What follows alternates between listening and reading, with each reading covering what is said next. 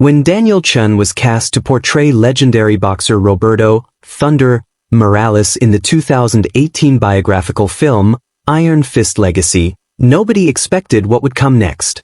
The transformation nearly destroyed him. The pressure almost ended his career before it began. And the truth behind his performance remained hidden for years, until now. The role nobody wanted. Daniel Chun wasn't supposed to be here.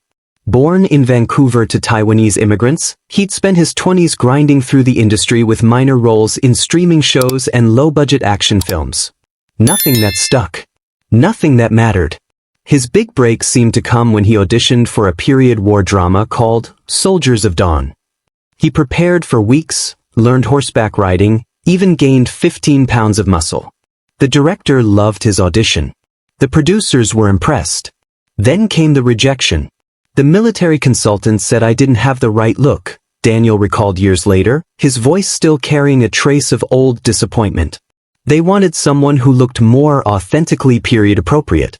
Whatever that meant. I was devastated. What Daniel didn't know was that casting director Maria Rodriguez had been in that room. She'd watched him perform a monologue with such raw intensity that she quietly added his name to a shortlist she kept for special projects. 6 months later, when producers began the impossible task of finding someone to play Roberto Morales, one of boxing's most controversial and complex champions, Maria remembered Daniel. The call came on a Tuesday afternoon. Director Vincent Shaw didn't waste time with pleasantries. We're making a film about Roberto Morales. Your name came up. Are you interested? Daniel's stomach dropped. Roberto Morales wasn't just any boxer. He was a cultural phenomenon who'd transcended sports, a man whose fights became legendary, whose personal struggles became tabloid fodder, and whose tragic death at 42 had shocked the world. 3 previous actors had turned down the role. The pressure was simply too enormous. I'll be honest, Daniel said in that first conversation. I'm terrified. I've never boxed professionally. I've never carried a film this big. And Roberto means so much to so many people. What if I'm not the right person? Vincent's response was unexpected. The fact that you're asking that question is exactly why you might be. Daniel didn't read the script for 2 weeks. Fear paralyzed him. Every time he opened the PDF, his mind flooded with worst-case scenarios. Failure. Public mockery. Becoming the actor who disrespected a legend's memory. Finally, Vincent called again. What's holding you back? The director asked. I'm scared of destroying my career before it even starts, Daniel admitted. Roberto was explosive, charismatic, larger than life. I'm just some guy from Vancouver who does supporting roles. Maybe that's exactly what this story needs, Vincent replied. Not someone playing a superhero, but someone willing to show the human being underneath the headlines. Daniel accepted the role the next day. He had no idea what he was agreeing to. The breakdown. Preparation for Iron Fist Legacy began 3 months before filming. Daniel was assigned to train with Marcus "Ghost" Williams, a former welterweight champion who'd sparred with Roberto during his prime years. The first day in the gym, Marcus watched Daniel attempt basic combinations on a heavy bag. You move like an actor pretending to box, Marcus said bluntly. Roberto moved like thunder wrapped in poetry. We've got a lot of work to do. The training schedule was brutal. 4 hours in the morning, road work, shadowboxing, speed bag drills. 3 hours in the afternoon, sparring, pad work, conditioning. 2 hours at night, film study, watching every available fight Roberto ever had, studying his footwork, his rhythm, his psychological warfare in the ring. Within 2 weeks, Daniel's hands were wrapped in ice every night.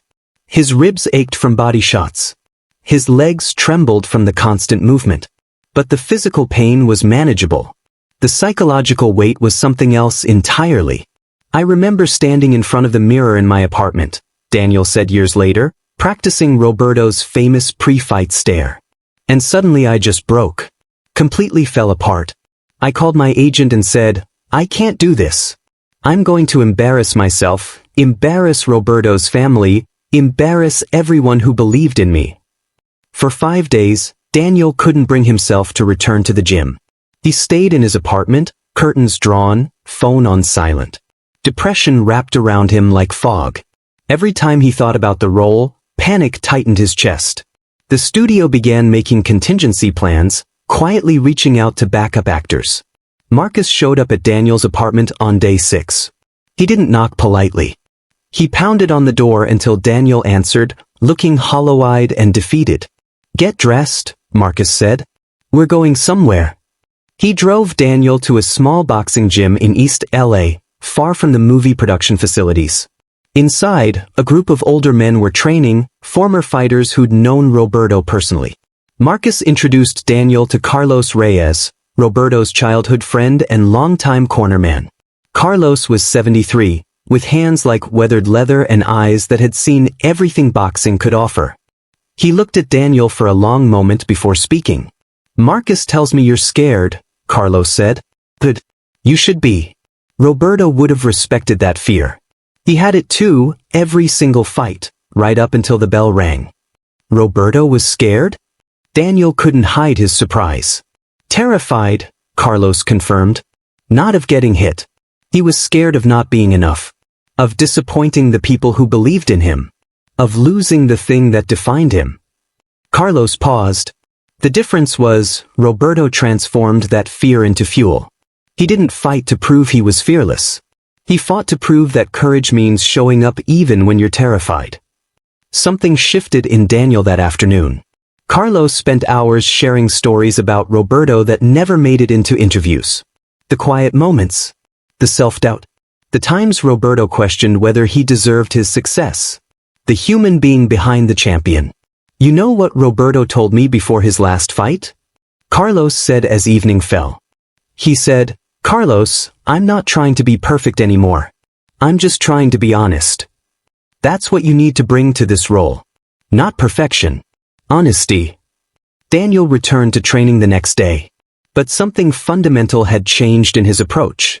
Finding the rhythm. The transformation that followed was unlike anything Daniel had experienced. Under Marcus's guidance, he didn't just learn to box. He learned to think like a boxer, to see openings in fractions of seconds, to understand distance and timing at an instinctive level. Roberto had this thing he used to do, Marcus explained during one session. Right before throwing his signature left hook, he'd shift his weight so subtly you could barely see it. But if you were paying attention, you'd feel it. That's what separated him from other fighters. He wasn't faster or stronger. He was more present. Marcus would demonstrate, and Daniel would try to replicate it. Hundreds of times. Thousands. Until the movement became muscle memory, until Daniel could execute it without thinking, responding purely to the moment. But the real breakthrough came during an unexpected moment. Daniel was working mitts with Marcus, exhausted after 2 hours of drilling combinations. Marcus suddenly changed the rhythm, threw in a fake, and Daniel responded with a perfect counter hook, exactly the way Roberto used to. Marcus stopped, eyes wide. "Do that again." Daniel couldn't. He'd been too tired to think, had simply reacted. But in that moment of pure instinct, something of Roberto's spirit had emerged through him. "That's it," Marcus said quietly. "That's what we're looking for. Stop trying so hard to become him. Just let him emerge through the work." The emotional preparation was equally intense. Daniel spent hours with Roberto's family. His widow, Carmen, invited Daniel to their home, showed him photo albums, shared videos that had never been made public. Home movies of Roberto with his children. Quiet moments of vulnerability that the public never saw. "People remember the knockout artist," Carmen said, tears in her eyes as she shared these memories. "But I remember the man who would sit in the kitchen at 2 a.m., unable to sleep before big fights, writing letters to our kids that they'd only read if something happened to him." She gave Daniel one of those letters to read. The raw emotion in Roberto's words, the fear and love and hope, struck Daniel deeply. This wasn't a sports legend. This was a father terrified of leaving his children too soon, a fear that would tragically come true. Meeting the son. One of the most significant moments came when Daniel met Roberto's son, Miguel, who was now 31. Miguel had been approached about playing his father in the film but had declined. The memory was too painful, too personal to reenact. They met at a quiet restaurant in Santa Monica. Miguel arrived guarded, protective of his father's legacy, skeptical of Hollywood's ability to tell the story with integrity. "My father was complicated," Miguel said over dinner. "The media made him into this one-dimensional tough guy. But he wrote poetry. He cried during sad movies. He was afraid of disappointing people. That's the man I want audiences to see. That's the man I want to portray," Daniel responded. "Not the highlight reel. The human being." Miguel studied Daniel for a long moment. "My father used to say that the hardest fights weren't in the ring. They were the ones with yourself, the voice that tells you you're not good enough, that you don't deserve success. He battled that voice his entire life." "I know that voice," Daniel said quietly. "It's been screaming at me since I took this role." Miguel nodded slowly. "Then you understand him better than you think." He paused, then reached into his jacket and pulled out a worn boxing glove. "This was from my father's last fight. He gave it to me the night before. He said, 'When you're scared, hold this. Remember that courage isn't the absence of fear. It's fear that's been transformed into purpose.'" Miguel placed the glove on the table between them. "Use this during filming. Let it remind you that you're not alone in this. My father's spirit, it's bigger than any one person. If you approach it with respect and honesty, it'll guide you." Daniel felt tears threatening. "I promise I'll honor him." "I know you will," Miguel said. "I can see it in your eyes. You're not doing this for fame or career advancement. You're doing it because you feel called to. That's the same reason my father fought." The filming ordeal. Production began in October 2017, and from day one, the challenges were relentless. Director Vincent Shaw had a grand, epic vision for the film. He wanted sweeping cinematography, dramatic lighting, fight scenes that felt like modern ballet. Daniel's instinct was different. He wanted intimacy, raw emotion, and documentary-style realism. Vincent kept pushing for bigger, more dramatic, Daniel recalled. "And I kept thinking this is a man's life, not a mythology." Roberto was flesh and blood, not a comic book character. The creative tension came to a head during filming of Roberto's most famous fight, the 12-round war against champion Marcus "Iron" Johnson that cemented Roberto's legacy. Vincent wanted the scene shot like a music video, dramatic slow motion, sweeping camera moves, heightened color grading. Daniel pushed back. Roberto's power came from being real, from showing emotion honestly. "If we make this too stylized, we lose the truth." They compromised, shooting the scene multiple ways and editing together different approaches. But the disagreement highlighted a fundamental difference in vision that would surface throughout production. The physical toll was equally severe. Boxing scenes were filmed over 12-hour days. Daniel took real hits during some sequences, insisted on doing his own stunts for authenticity. One particular scene required Daniel to film a brutal body shot 37 times to get the perfect take. By take 20, Daniel's ribs were screaming. By take 30, he could barely breathe. But he refused to stop. "One more," he'd gasp after each take.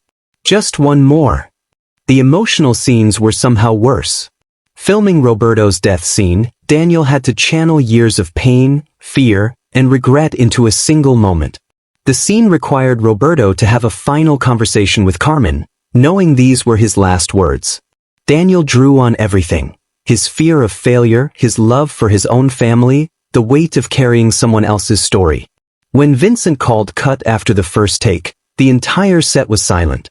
Crew members were crying. Daniel collapsed to his knees, shaking, unable to separate himself from the character. "I wasn't acting anymore," Daniel later explained. "I was grieving. For Roberto. For his family. For every dream that dies too soon. Something broke open in me that day, and I don't think it ever fully healed." The aftermath.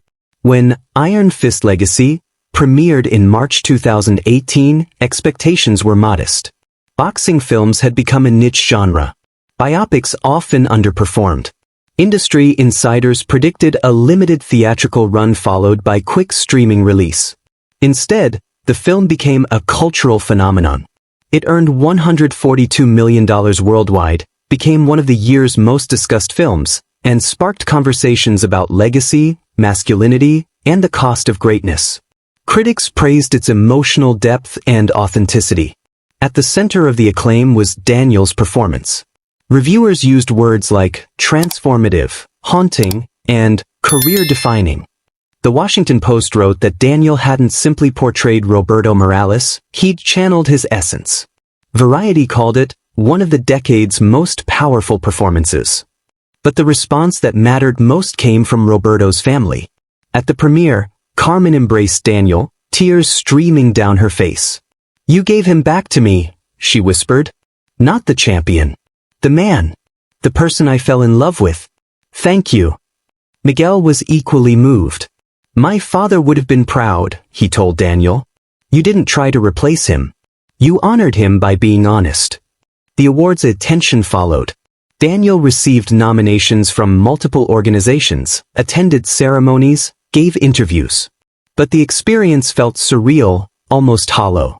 He'd poured so much of himself into the role that he felt emotionally depleted. People kept congratulating me, Daniel said, but I felt empty. Like I'd given away something essential and didn't know how to get it back. The quiet revolution. As the awards season faded and Hollywood came calling with new opportunities, Daniel made a choice that shocked the industry. Major studios offered him action franchises, superhero films, and leading roles that could have made him a household name. Scripts piled up on his agent's desk. Meeting requests flooded in. Daniel turned them all down. "I realized something during the filming," he explained years later. "The industry wanted me to capitalize on the performance, to strike while the iron was hot. But I just spent a year becoming someone else, channeling someone else's pain and power. I needed time to remember who Daniel Chen actually was." He returned to Vancouver, moved into a small house outside the city, and largely disappeared from public view. Friends thought he was throwing away his career. His agent was bewildered. Critics speculated about mental health struggles or secret conflicts. The truth was simpler and more radical. Daniel was choosing authenticity over ambition. "I started teaching acting classes at a community center," Daniel shared. "Nothing fancy. Just working with teenagers who loved performing but couldn't afford expensive training. And in teaching them, I rediscovered why I fell in love with acting in the first place." He also began training in boxing again, not for any role, but for himself. The discipline Marcus had taught him, the principles Roberto had embodied, became a framework for living with intention and presence. "Boxing taught me that you can't fake it," Daniel said. "Either you're present and responsive, or you get hit. Life works the same way. Either you're honest about who you are and what you want, or you get knocked down by circumstances and expectations." He applied those lessons to fatherhood when his daughter was born in 2020. Instead of pursuing prestigious projects that would take him away from home, he chose voice work and short filming commitments that kept him local. Roberto missed too much of his children's lives chasing the next fight, the next title, Daniel reflected. "I didn't want to make the same mistake chasing the next role, the next credit." The lesson learned. 5 years after Iron Fist Legacy premiered, Daniel gave a rare interview where he finally articulated what the experience had taught him. "People ask if I regret not capitalizing on the success," he said. "And the answer is no, because I learned something more valuable than fame. Playing Roberto taught me that greatness isn't about external validation. It's about internal alignment." Roberto fought his whole life trying to prove he was worthy. He never realized he already was. Daniel paused, choosing his words carefully. "I almost made the same mistake. I almost let Hollywood define my worth based on box office numbers and award nominations. Instead, I chose to define success differently. As being present. As being honest. As being available to the people I love." The interviewer asked if he had any regrets about his career choices. "Only one," Daniel admitted. "I regret not thanking Roberto properly while I was making the film. I was so consumed with getting the performance right that I forgot to honor the man. So I visited his grave after filming wrapped. I sat there for hours and just talked to him. Told him about my fears, my doubts, my hopes. And I promised him that I wouldn't waste the lesson he'd taught me through his life and his story." "What was that lesson?" the interviewer asked. Daniel smiled, a genuine expression that reached his eyes. That the strongest thing you can be is yourself. Not who people expect you to be. Not who you think you should be. Just authentically, courageously yourself. Roberto spent his whole life fighting external opponents. The tragedy is that his real opponent was internal, that voice telling him he wasn't enough. I decided I wasn't going to fight that fight. I was going to silence that voice by accepting who I am. The legacy. Today, Daniel continues teaching, occasionally takes carefully selected roles, and lives a life of intentional simplicity. He maintains relationships with Roberto's family, visiting Carmen and Miguel when he's in their area. He stays in touch with Marcus, who now trains Daniel's students occasionally. The impact of Iron Fist Legacy extends far beyond box office numbers or critical acclaim. The film sparked renewed interest in Roberto's life and career. A documentary series followed. A scholarship fund was established in Roberto's name for young boxers from underprivileged backgrounds. Daniel serves on the board. And occasionally, late at night, Daniel receives messages from people around the world. Young actors struggling with self-doubt. People battling their own internal opponents. Individuals trying to find the courage to be themselves in a world that demands conformity. Your performance saved my life, one message read. I was ready to give up on my dreams. But seeing how Roberto transformed fear into purpose, how you honored him by being honest rather than perfect, it showed me a different way forward. Daniel keeps these messages in a folder on his computer. On difficult days, when doubt creeps in, when he questions his choices, he reads them. They remind him that the performance wasn't about his career or his ego. It was about channeling something larger, telling a truth that needed to be told, honoring a life that deserved to be remembered fully and honestly. As he recently told a group of students in his acting class, success isn't about becoming famous or winning awards. It's about finding the courage to show up as yourself, fully and honestly, even when the world wants you to be someone else. That's what Roberto taught me. That's what I hope to pass on to you. In the back of Daniel's home office hangs a black and white photograph. It shows him and Carmen at the premiere, embracing, both with tears on their faces. Below it, a simple inscription in Roberto's handwriting, taken from one of his letters. Courage is fear that has been transformed into purpose.